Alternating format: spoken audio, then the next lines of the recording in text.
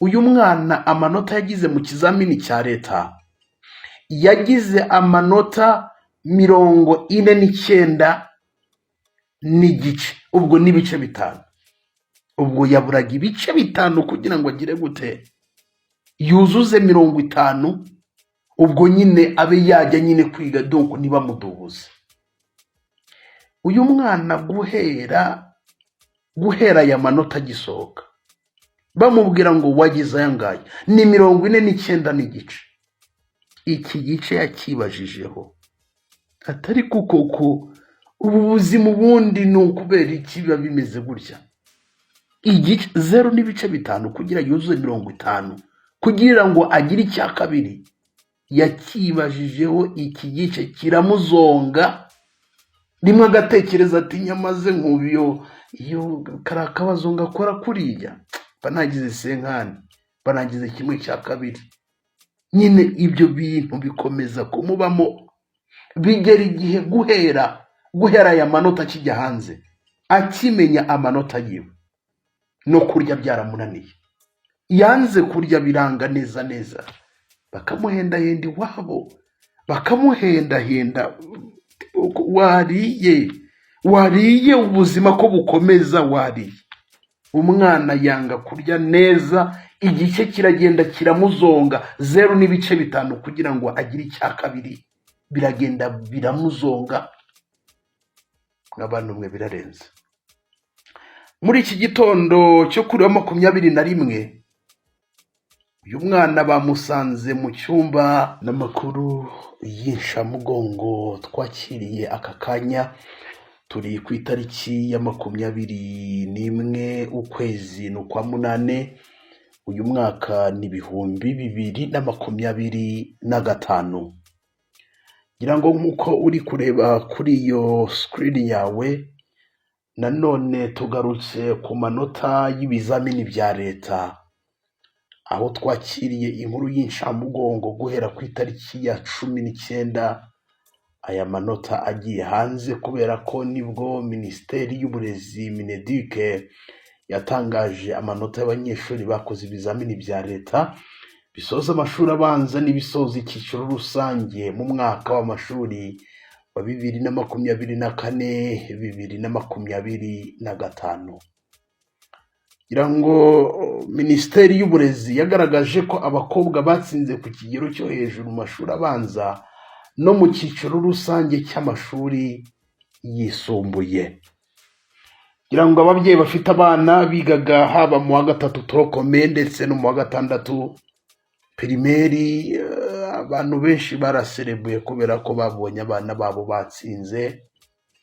Ariko kandi hagarukwa ku manota fatizo y'abana bagomba kujya kwiga muri boarding. Ahangaha kenshi byateye impaka kuri P6 primaire, kubera ko nko muri primaire bafatiye ku manota 85 n'ibice 4, abwango ni ku bahungu, ni mu gihe abakobwa bafatiye kuri 81 n'ibice 8 kugira ngo ujye kwiga mu donc nyine ujye ucumbikirwa. Ni mu gihe mu mwaka wa 3 abahungu bafatiye kuri 61, ni mu gihe abakobwa bafatiye kuri 58 n'ibice 3. Ngira ngo murabizi ko kuri ubu ngubu systeme yarahindutse, ibintu byo kuvuga ngo watsinzwe ngo ubwo ngo nawe ngo komeza wige ngo tugomba ko kwimura. Systeme kuri ubu ngubu yarahindutse, no kuvuga ngo hagomba nyine niba muri kwiga, niba wimutse ugomba kwimuka kubera ko bikwiriye, kubera ko watsinze. Ibintu byo kuvuga ngo mfite ngo munsi ya 50 ngo 49 ngo n'igice ngo uragere ngo hari ishuri ngo ryaguteganyirije, oya.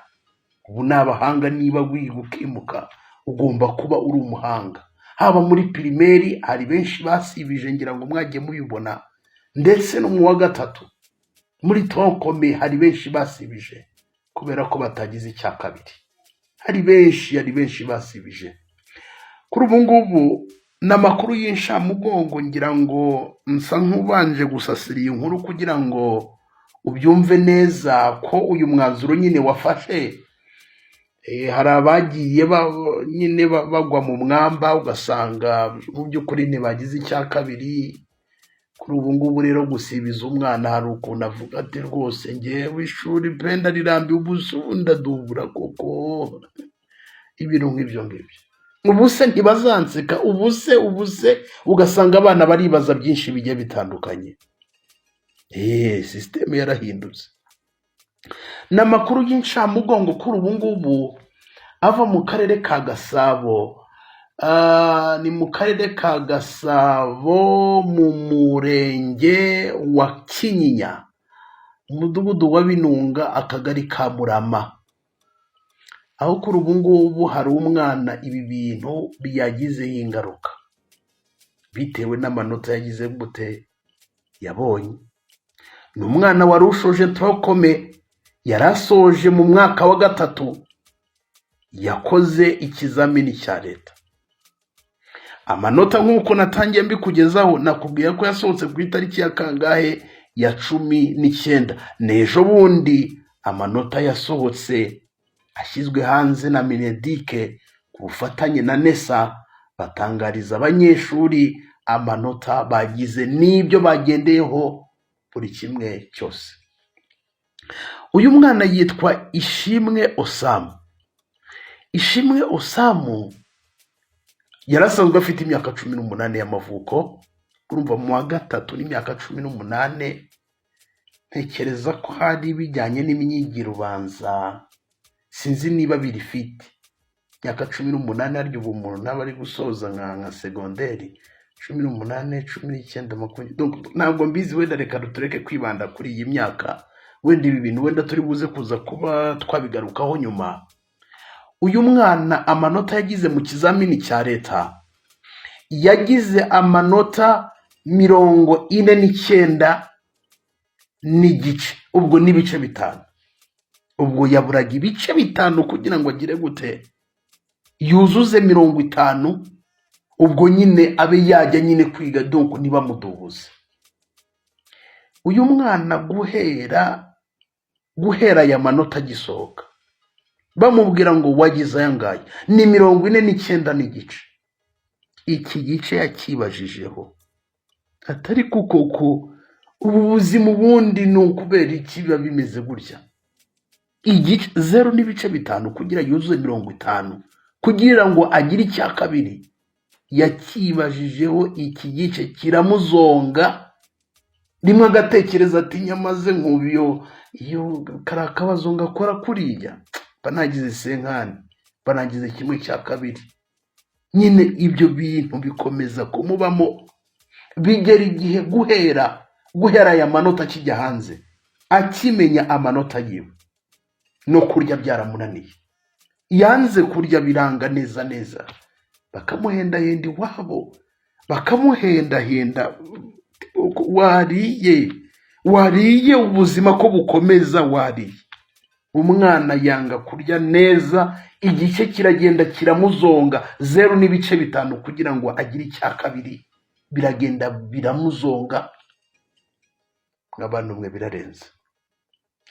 Muri iki gitondo cyo kuri 21, uyu mwana bamusanze mu cyumba yararagamo yapfuye. N'amakuru y'incamugongo, uyu mwana yashizemo umwuka, uyu mwana yatashye. Bagerageje kureba aho yararyamye, baza gusanga hari agacupa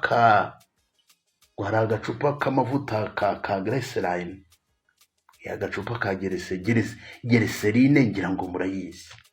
Glycerine bisiga, amavuta bisiga, glycerine idapunguye, glycerine iri muri gacupa, ngira ngo wenda uri buze kuza kubabona kuri iyo screen.